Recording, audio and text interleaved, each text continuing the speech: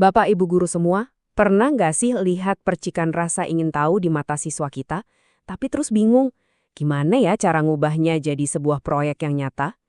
Nah, hari ini kita akan bedah bareng-bareng sebuah panduan praktis buat merancang proyek pembelajaran yang benar-benar bermakna, khususnya buat siswa-siswi kita di fase A, B, dan C.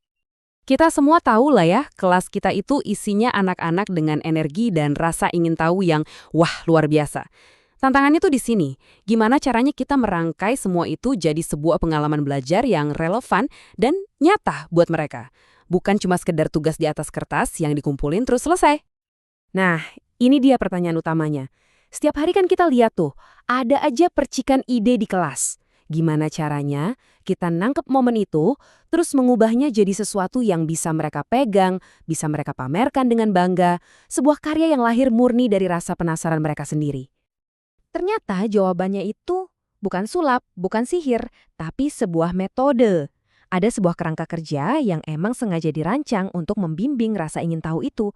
Jadi ada langkah-langkahnya yang jelas, dari sebuah pertanyaan simpel sampai jadi sebuah hasil yang konkret dan bikin bangga. Oke, kerangka kerja inilah yang kita kenal dengan nama PJBL atau Project Based Learning. Yuk kita kupas tuntas, apa sih PJBL itu? Dan kenapa metode ini bisa jadi game changer buat cara siswa kita memandang proses belajar?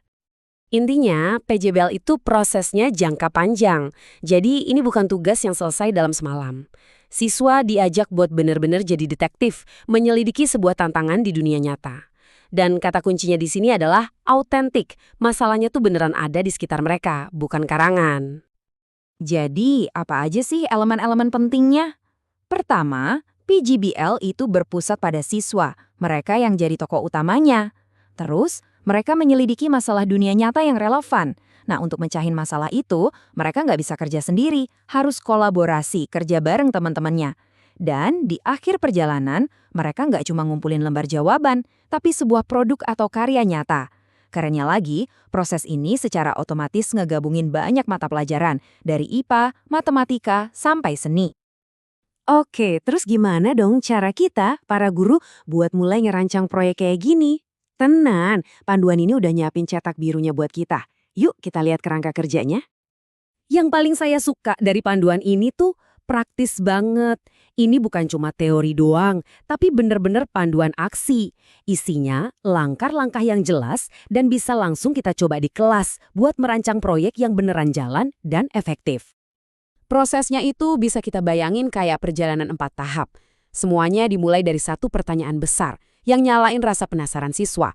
Dari situ, kita sebagai arsiteknya mulai merancang rencana dan jadwal. Selama proyek berjalan, peran kita geser jadi fasilitator, jadi pendamping. Dan puncaknya, ada momen perayaan, di mana karya mereka dievaluasi dan dipamerkan. Setiap tahap ini penting banget loh. Sekarang kita masuk ke bagian yang paling seru nih. Kenapa sih PJBL ini cocok banget buat murid-murid kita yang paling kecil, mereka yang ada di fase A, B, dan C. Anak-anak di umur segini kan cara belajar paling efektifnya ya dengan melakukan sesuatu, dengan pegang, coba-coba, bahkan bikin kesalahan. Mereka itu pembelajar kinestetik sejati. Nah, PJBL ini ngejawab kebutuhan itu. Belajar jadi nggak cuma duduk dengerin, tapi jadi sebuah petualangan seru membangun sesuatu. Kalau kita bandingin sama kelas tradisional, bedanya jauh banget. Coba lihat pergeseran ini. Peran kita sebagai guru berubah dari sumber segala jawaban jadi fasilitator. Fokus siswanya bukan lagi sekedar menghafal, tapi menerapkan ilmu. Dan hasilnya bukan lagi cuma jawaban benar atau salah di ujian, tapi sebuah karya atau solusi inovatif yang mereka ciptakan sendiri. Ini tuh kayak revolusi kecil di dalam kelas kita. Dan kutipan ini, wah, ngerangkum semuanya dengan pas banget, kunci utamanya ada di kata sesuai. Jadi ini bukan sekedar bikin proyek yang keren, tapi proyek yang benar-benar dirancang untuk cara berpikir dan cara belajar anak-anak di fase A, B, dan C. Jadi ini dia inti perubahannya.